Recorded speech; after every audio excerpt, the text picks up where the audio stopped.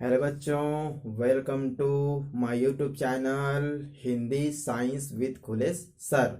मेरा YouTube channel का नाम चेंज हो चुका है। पहला क्या था, आपका आरकेएस विद्यालय ऑनलाइन क्लास। अब वो चैनल बदल कर क्या नाम रखा गया है, हिंदी साइंस विद खुलेस सर। ठीक है, और मैं आपका खुलेश्वर बहादुर सर आप सभी का स्वागत करता हूँ मेरे इस नया नाम के चैनल से।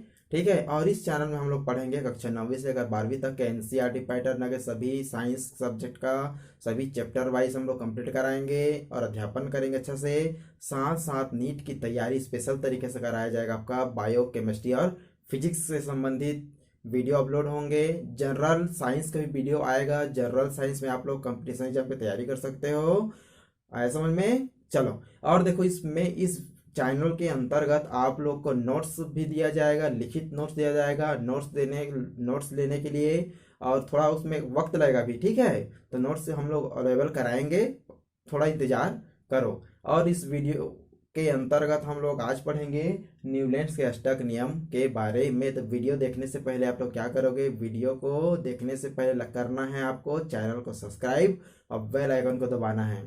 ठीक है, और इस चैनल के माध्यम से आपको बीएससी बायो, बीएससी केमिस्ट्री और बीएड के सभी पाठ्यक्रम के अंतर्गत वीडियो आपको मिलेगा। ठीक है, उसके लिए थोड़ा वेट करो। अभी हम लोग स्टार्ट कर रहे हैं कक्षा 10वीं और कक्षा 12वीं केमिस्ट्री, फिजिक्स एंड बायो, और कक्षा 10वीं का साइंस। कक्षा 10वीं के सभी विषय का वीडियो इसमें अपलोड किया जाएगा, मगर धीरे धीरे। ठीक है, क्योंकि हम लोग एक साथ नहीं पढ़ सकते सभी को, तो हम लोग कंटिन्यू क्या करेंगे, धीरे धीरे उसको आगे हम बढ़ाते जाएंगे। ठीक है, तो आज हम कक्षा 10वीं के अंतर्गत डेबोराइनर के त्रिक नियम पढ़ चुके थे। तो डेबोराइनर के त्रिक नियम के बाद आज हम पढ़ेंगे न्यूलैंड्स के अष्टक नियम के बारे में। क्या पढ़ेंगे? न्यूलैंड्स के अष्टक नियम के बारे में। और अब हम पढ़ रहे हैं तत्वों के आवर्ती वर्गीकरण के दूसरा नियम, न्यूलैंड्स के अष्टक सिद्धांत या न्यूलैंड्स के अष्टक नियम।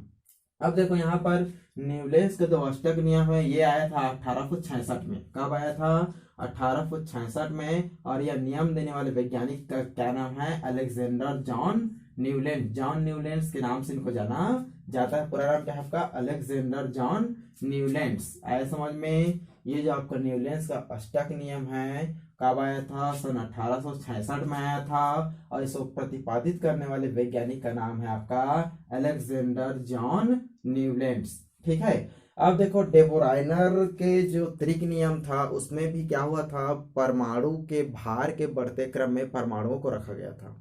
ठीक है, उसी को आधार मानकर न्यूलैंड्स ने भी क्या किया, कुछ तत्व उन्होंने लिए, लगभग 56 तत्व लिए। ठीक है, और 56 तत्वों को परमाणु के भार के बढ़ते क्रम उन्होंने व्यवस्थित किया। ध्यान से सुनते रहना, पहले मैं समझा रहा हूं, फिर हम लोग यहाँ पर मैं लिख दिया हूं, फिर इसको पढ़ेंगे, फिर इसको भी समझने का प्रयास करेंगे ताकि आप लोग को बेटर से बेटर समझ में आ सके। ठीक है, तो पहले ध्यान से सुनो। डेबोराइनर के समान भी न्यूलैंड्स ने क्या किया, सन 1866 में ये आया था आपका नियम, 1866 में। ठीक है, ध्यान से समझना इसको, 1866 में। अब उसने क्या किया कि परमाणु के भार के बढ़ते क्रम में जब परमाणु के व्यवस्थित किया, किसको व्यवस्थित किया? परमाणु के व्यवस्थित किया, तो उन्होंने देखा कि पहले परमाणु के भौतिक गुण, रासायनिक गुण, उसके बाद आने वाले 8वें परमाणु के भौतिक गुण रासायनिक गुण से मिलता जुलता रहता है, अर्थात मिलता है, समझो। अर्थात कहने मतलब ये है, जब उन्होंने परमाणु भार के बढ़ते क्रम में व्यवस्थित किया, 1 से 8 तक गया, तो पहले तत्व के परमाणु के गुण और 8वें तत्व के परमाणु के गुण क्या हुए, आपस में मिलते थे। इसीलिए इस नियम को क्या बोला गया? अष्टक नियम कहा गया, क्योंकि 8वां स्थान पर क्या ये मिलते थे। आए समझ में?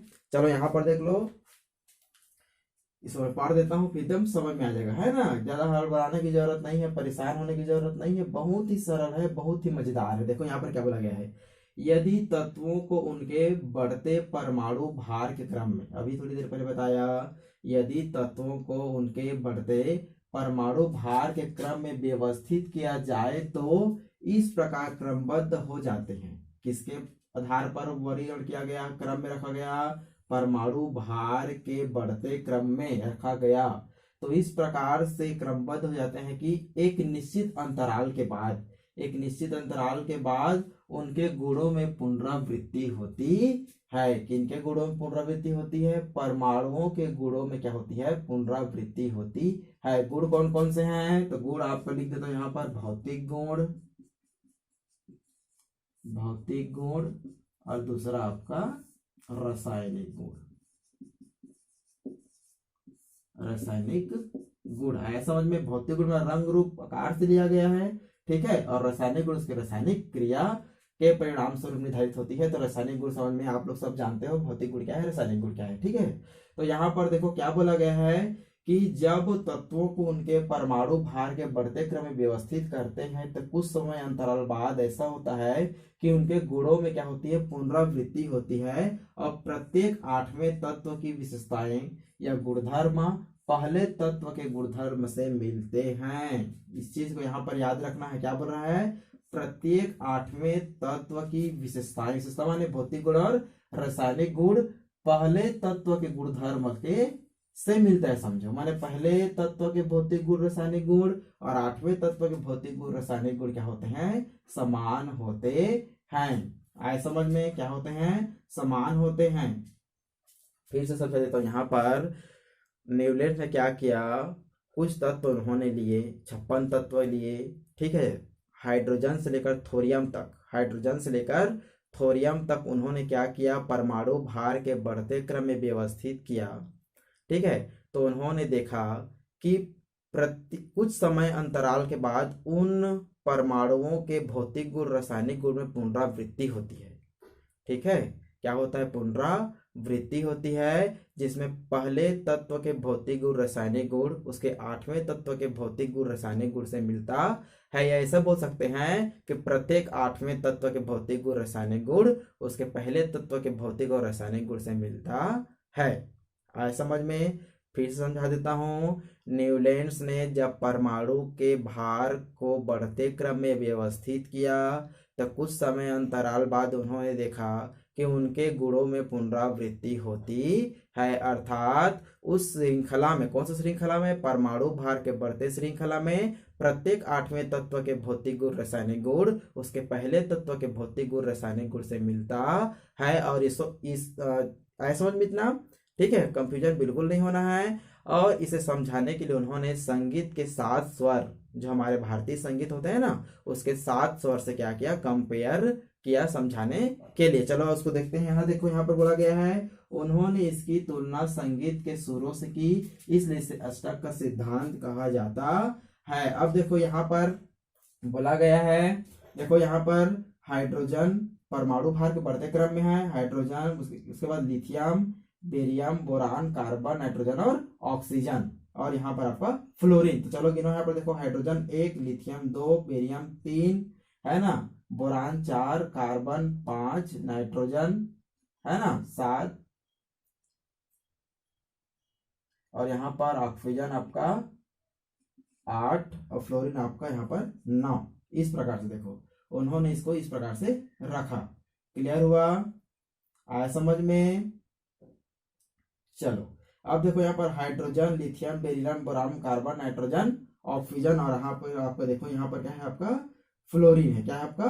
फ्लोरीन। तो फ्लोरीन का कितना आ गया यहाँ पर? देखो 9। गिन के देखो, 1 2 3 4 5 6 7। रहने मतलब ये है, इसको इस तरह से गिनेंगे 3 4 5, यहाँ पर इसको 7 होता है परमाणु क्रमांक, लेकिन यहाँ पर रखेंगे इसको 6, इसका 8 होता है, पर यहाँ पर रखेंगे 7, क्योंकि उन्होंने क्या किया था? परमाणु भार के बढ़ते क्रम में, और मैं संख्या के आधार पर समझा रहा हूँ, है ना, क्योंकि यहाँ पर हीलियम को हटा दिया गया है, नियान को हटा दिया, इसलिए थोड़ा आगे पीछे हुआ है। अब देखो यहाँ पर, ठीक है, 1 2 3 4 5 6 7 और 8। अब यहाँ पर कौन सा हो गया? ये 8वां नंबर। फ्लोरीन का 9 होता है, लेकिन यहाँ पर किसके आधार पर हम लोग कर रहे हैं? परमाणु भार के बढ़ते क्रम के आधार पर, ठीक है, क्योंकि वहां पर एक हीलियम रहता है, हाइड्रोजन और हीलियम आता है, उसको हटा दिया गया है, ठीक है, क्योंकि वो क्या है? अक्रिय गैस होते हैं, इसीलिए यहाँ पर देखो ये क्लियर हो गया। अब यहाँ पर क्या बोला गया है कि जब परमाणु भार के क्रम में व्यवस्थित करते हैं तो उसके 8वें तत्व के भौतिक रासायनिक गुण उसके पहले तत्व के भौतिक और रासायनिक गुण से मिलते जुलते हैं। तो यहाँ पर हाइड्रोजन और फ्लोरीन के सभी गुण क्या होते हैं? आपस से मिलते हैं। दोनों अधातुएं हैं, माइनस बनाते हैं, ये भी माइनस बनाता है। इतना क्लियर है? ये भी गैस है आपका, ये भी आपका गैस है, आए समझ में, इसमें भौतिक गुण रासायनिक गुण यहाँ पर मिल रहे हैं। उसके बाद देखो यहाँ पर लिथियम और आपका ये सोडियम, दोनों के भौतिक और रासायनिक गुण आपस में मिल रहे हैं, क्योंकि लिथियम धातु है, सोडियम भी धातु है। ये आपका प्लस बनाता है, आपका ये भी प्लस बनाता है। आए समझ में, भी कठोर है, आपका ये भी कठोर है। तो भौतिक गुण रासायनिक गुण के आपस में मिलते हैं। कैसे, समझ में नहीं आया मेरे ख्याल से आप लोग को। देखो फिर से बताता हूँ, देखो यहाँ पर क्या बोला गया है कि जब तत्वों को परमाणु भार के बढ़ते क्रम व्यवस्थित करते हैं तो प्रत्येक आठवें तत्व के भौतिक रासायनिक गुण उसके पहले तत्व के भौतिक और रासायनिक गुण से मिलता है। भी देखो 1 2 3 4 5 6 7 8, आगे आठवां। अब यहां से गिनो 1 2 3 4 5 6, है ना, 1 2 3 4, यहाँ से गिन सकते हैं ना, 1 2 3 4 5 6 7 8, आया आठवां मिल गया यहाँ पर। यहाँ से गिनो 1 2 3 4 5 6 7 8, तो यहाँ पर इसका भी क्या होते हैं, मिलते हैं क्या, आपका भौतिक और रासायनिक गुणधर्म। आए समझ में, क्लियर हुआ। फिर से एक बार करके देखते हैं। ये देखो 1 2, परिभाषा आप लोग को याद होना चाहिए कि जब तत्वों को परमाणु भार के बढ़ते क्रम उन्होंने व्यवस्थित किया तो प्रत्येक आठवें तत्व उसके पहले तत्व गुणधर्मों क्या होते हैं, समानता होता है। तो यहाँ पर देखो 1 2 3 4 5 6 7 8, तो हाइड्रोजन और फ्लोरीन का गुणधर्म कैसे होंगे, समान। अब चलो लिथियम से गिनते हैं, 1 2 3 4 5 6 7 8, लिथियम और सोडियम का देखो ये 8वां नंबर में आ रहा है, लिथियम और सोडियम का गुण मिलते हैं। अब देखो यहाँ पर यहाँ से गिन सकते हैं 1 2 3 4 5 6 7 8, तो मैग्नीशियम का 8वां नंबर में आ रहा है, तो इसके इसको पहला मानेंगे हम लोग। तो दोनों में क्या होते हैं, इसके गुणों में समानता पाई जाती है। इसको संगीत के सुर द्वारा भी क्या कहते हैं, व्यवस्थित किया गया है। चलो देखो यहाँ पर सा रे ग म प ध नि सा, देखो सा आया, सा यहाँ पर भी आ गया। यहाँ से भी गिनेंगे सा रे ग म प ध नि सा, ऐसे भी आ सकता है, और उल्टा भी गिनेंगे तो आएगा, है ना, नि ध, है ना। यहाँ पर देखो 8वां नंबर भी से ले सकते हैं, सा नी धा प म ग रे सा, तो 8वां को सा मानेंगे। देखो सा नी धा प म ग रे सा, यहाँ पर भी सा आया, यहाँ पर भी सा आया, मैंने गुणों में समानता है, तो इसको ऐसे भी गिन सकते हैं और पीछे से भी गिन सकते हैं, ठीक है, क्योंकि बोला गया है ना कि आठवें तत्व के गुणधर्म उसके पहले तत्व गुणधर्म से मिलता है। तो फिर से देखो संगीत के स्वर फिर से जाते हैं, सा रे ग म प ध नि सा, तो सा नी ध प म ग रे सा, तो यहाँ पर देखो दोनों के दोनों सा यहाँ पर मिल रहे हैं, ठीक है। तो इसलिए क्या होते हैं कि आठवें तत्व के गुणधर्म, आठवां कौन सा आपका, फ्लोरीन है, तो यहाँ पर फ्लोरीन किसके समान है भाई, हाइड्रोजन के समान है। यहाँ पर देखो सोडियम किसके समान है भाई, तो यहाँ पर ये लिथियम के समान, अर्थात इनके गुणों में क्या होते हैं, क्या होते हैं, गुणों में समानता पाई जाती है। तो मेरे ख्याल से न्यूलैंड्स का अष्टक सिद्धांत यहाँ पर समझ में आ चुका है, लेकिन यह सिद्धांत कुछ ही तत्वों तक लागू हो सका और बहुत सारी इसके कमियां भी थी जो आगे ये बढ़ नहीं सका, ठीक है। तो चलो अब उसकी कमियां के बारे में अध्ययन करते हैं कि सिद्धांत के क्या क्या कमियां थे, क्या क्या दोष थे। उससे पहले मैं परिभाषा एक भी फिर से बता देता हूँ। जब परमाणु को उसके परमाणु भार के बढ़ते क्रम में व्यवस्थित किया जाता है तो कुछ समय अंतराल बाद परमाणुओं के गुणों में क्या होती है, पुनरावृत्ति होती है, अर्थात परमाणुओं के आठवें तत्व के भौतिक एवं रासायनिक गुण उसके पहले तत्व के भौतिक एवं रासायनिक गुण से मिलता है, इसीलिए इसे अष्टक का सिद्धांत कहा गया। और इस सिद्धांत को देने वाले अर्थात इस वर्गीकरण करने वाले वैज्ञानिक का नाम था आपका अलेक्जेंडर जॉन न्यूलैंड्स। 1866 में ये आपका नियम आया था, ठीक है। तो चलो इसके अब कमियां के बारे में देखते हैं। ठीक बच्चों, आपने न्यूलैंड्स के अष्टक सिद्धांत समझ चुके हैं, ठीक है, कि उन्होंने किस प्रकार का वर्गीकरण किया था। अब उस वर्गीकरण के कमी के बारे में देखते हैं, ठीक है। अब देखो यहाँ पर पहला कमी क्या है कि यह केवल 56 तत्वों तक ही सीमित थी, ठीक है। जो आपका न्यूलैंड्स का अष्टक सिद्धांत था और जो उन्होंने तत्वों का वर्गीकरण किया था केवल कितने तक किया था, 56 तत्व तक किया था, उसी तक सीमित था, उससे आगे ये नहीं था, ठीक है। क्योंकि उनका मानना ये था कि केवल प्रकृति में 56 ही तत्व हैं, उसके बाद कोई तत्व नहीं है, ठीक है, तो क्या कोई तत्व नहीं है? अरे भाई तत्व है, 118 हो चुके हैं। ठीक है, उस टाइम भी उससे ज्यादा थे। इतना क्लियर हो गया? चलो दूसरा देखो, नए तत्वों के लिए कोई रिक्त स्थान नहीं। उन्होंने अपने वर्गीकरण में नए तत्वों के लिए कोई रिक्त स्थान नहीं छोड़ा था, क्योंकि वही बात फिर आता है कि उनका मानना था कि केवल प्रकृति में कितने तत्व थे? 56 तत्व थे, इससे ज्यादा नहीं थे। ठीक है, तो यहाँ पर दो कमी हो गई, इसको आप लोग एक ही बना सकते हो, इसको आप लोग को अच्छे से रखना है। उसके देखो, यह सिद्धांत केवल कैल्शियम तक ही लागू होता था।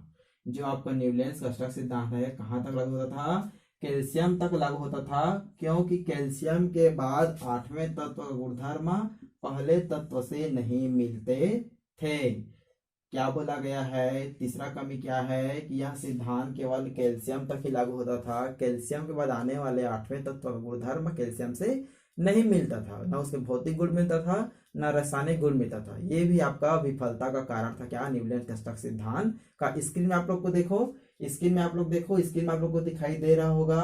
कैल्शियम के पास जाओ, उसके बाद देखो कि कैल्शियम के बाद आने वाले जो 8वें तत्व हैं उसका गुणधर्म कैल्शियम से नहीं मिलता जुलता है। तो आपको स्क्रीन में दिखाई दे रहा होगा। न्यूलैंड्स के अष्टक सिद्धांत में बहुत सारे परमाणुओं का देखो यहाँ पर क्रम है, परमाणु भाग के बढ़ते क्रम में। ठीक है, चलो देख लिए। नेक्स्ट हम लोग देखते हैं यहाँ पर नेक्स्ट कमी क्या है कि कुछ तत्व जिनके गुणधर्म समान नहीं थे उसे एक ही समूह में रख दिया गया। ये आपको विशेष याद रखना है। क्या बोल रहा है कि कुछ तत्व जिनके गुणधर्म मतलब रासायनिक और भौतिक समान नहीं थे, फिर भी उसे एक ही समूह में रखा गया। फिर भी किस में रखा गया? एक ही समूह रखा गया, गुणधर्म नहीं मिलते तो भी। तो इसका एग्जांपल देखो यहाँ पर, ऑक्सीजन, सल्फर और आयरन तीनों को एक ही समूह में रखा गया। किसको किसको? ऑक्सीजन, सल्फर और आयरन। जबकि आयरन के रासायनिक गुणधर्म ऑक्सीजन और सल्फर से नहीं मिलते थे। ठीक है, आयरन के रासायनिक गुणधर्म देखो, आयरन के रासायनिक गुणधर्म ऑक्सीजन और सल्फर से नहीं मिलते थे, फिर भी उसे एक ही गुणधर्म मान एक ही ग्रुप में रख दिया गया, एक ही समूह में रख दिया गया, जो सरासर क्या है? गलत था।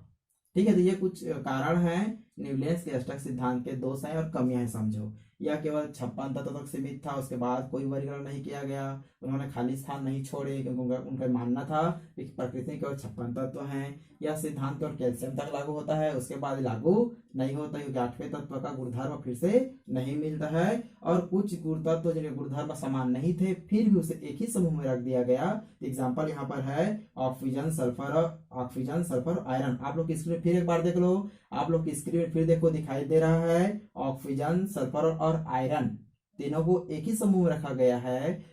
ठीक है, जो सरासर क्या था? गलत था, न्यूलैंड्स के सिद्धांत के दोष के अंतर्गत आता है। ठीक है, क्योंकि आयरन के जो गुण होते हैं, रासायनिक गुण, वो ऑक्सीजन और सल्फर से मिलता जुलता बिल्कुल नहीं है, वो अलग है। ठीक है, इसीलिए यह सिद्धांत माने पढ़ने के लिए ठीक है, पूर्वजों का देन है तो पढ़ रहे हैं, लेकिन यह सिद्धांत केवल पुस्तकी ज्ञान तक समझो ये सीमित है। आया समझ में? इसका भी कोई उपयोग नहीं हो रहा है। इसीलिए इस नियम के अनुसार तत्वों का सफल वर्गीकरण नहीं हो पाया। इसीलिए और उसके बाद और वैज्ञानिक आए, उन्होंने वर्गीकरण का प्रयास किया। ये दूसरा नियम था। पहला हमने डेबोराइनर का देखा, उसके बाद दूसरा आपको न्यूलैंड्स का देख लिए। पूरा समझ में आ चुका है। एक बार इसका स्क्रीनशॉट ले लो।